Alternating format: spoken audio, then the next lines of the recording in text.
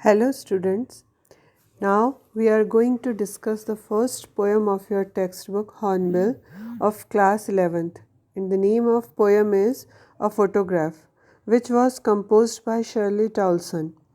ये एक पोएम है जिसका नाम है अ फोटोग्राफ और इसको कंपोज किया था, इसको लिखा था शर्ली टाउल्सन ने। शर्ली टाउल्सन के बारे में अगर हम बात करें तो she was born in United kingdom on 20 मई 1924। उनका जन्म यूनाइटेड किंगडम में 20 मई 1924 को हुआ था।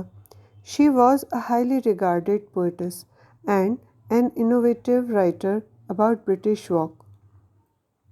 अब ये जो पोएम है, अगर हम इसकी बात करें तो this poem a photograph is a tribute to the poet's mother.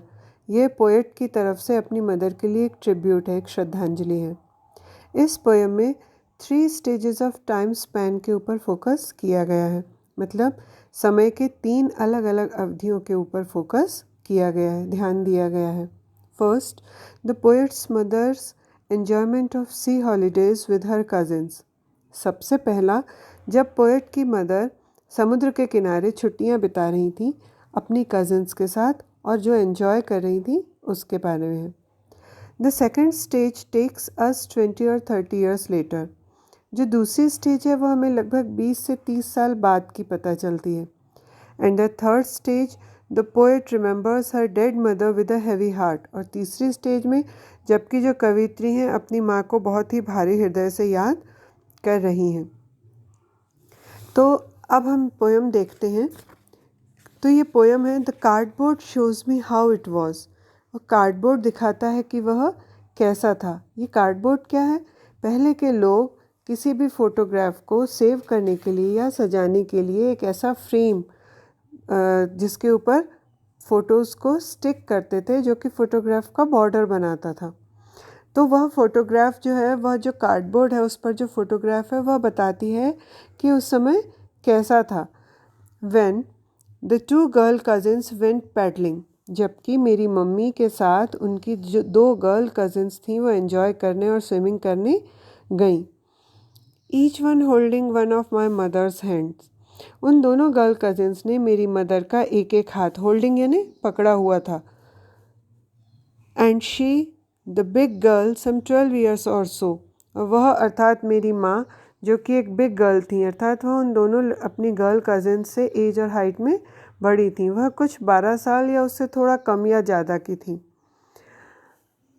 All 3 stood still to smile through their hair. वो तीनों, मतलब मेरी माँ, उनकी दोनों गर्ल कज़िन्स स्थिर खड़ी हैं और मुस्कुरा रही हैं। थ्रू देयर हेयर, उनके बाल हवा से उड़कर उनके चेहरे पर आ रहे हैं और उसमें से वो मुस्कुरा रही हैं। At the uncle with the camera. और वो अंकल जो कैमरा लेकर खड़े हैं उनकी तरफ देखकर वह मुस्कुरा रही हैं, क्योंकि हम सभी जब फ़ोटोज़ खिंचाते हैं तो हम जानते हैं कि हम कैमरे की तरफ देखकर मुस्कुराते हैं, पोज देते हैं। A sweet face my mother's. और मेरी माँ जो है उनका चेहरा बहुत ही स्वीट, बहुत ही प्यारा लग रहा है, क्योंकि हमें पता है कि टेंडर एज में, कम एज में हर किसी का चेहरा बहुत ही प्यारा लगता है। That was before I was born. और वह फ़ोटो जो है वो मेरा पैदा होने के भी पहले की है। एंड द सी, और जो समुद्र है, which appear to have changed less. जो कि समुद्र में बहुत ही कम परिवर्तन हुआ है, या हम कह सकते हैं कि समुद्र जो है वह वैसा का वैसा ही है। Wash their terribly transient feet. Transient feet का मतलब होता है something that keep on changing. Terribly means जीवन में बहुत सारे अप्स एंड डाउन्स आते रहते हैं, बहुत सारे परिवर्तन होते रहते हैं। तो समुद्र उनके लगातार बदलते हुए फीट को, पैरों को धो रहा है। ये लाइंस बता रही हैं कि समुद्र अपरिवर्तनशील है, जबकि मनुष्य की उम्र में, स्वभाव में, स्थितियों में परिवर्तन होता है, वह परिवर्तनशील है। सम 20-30 ईयर्स, कुछ 20 या 30 साल बाद, she would laugh at the snapshot. वो अर्थात पोएट की माँ उस फोटो को देखकर हंस रही थी। सी बेटी एंड डॉली। देखो बेटी एंड डॉली को। शी वुड से, वो बोली थी। एंड लुक, और देखो, how they dressed us for the beach. देखो उन्होंने हमें बीच अर्थात समुद्र तट के लिए कैसे कपड़े पहनाए थे। समुद्र के किनारे छुट्टी का आनंद उठाना उसका अर्थात पोएट की माँ का पास्ट था, उनका भूत था। और पोएट कहती है कि मेरे लिए उनकी हंसी पास्ट है ना।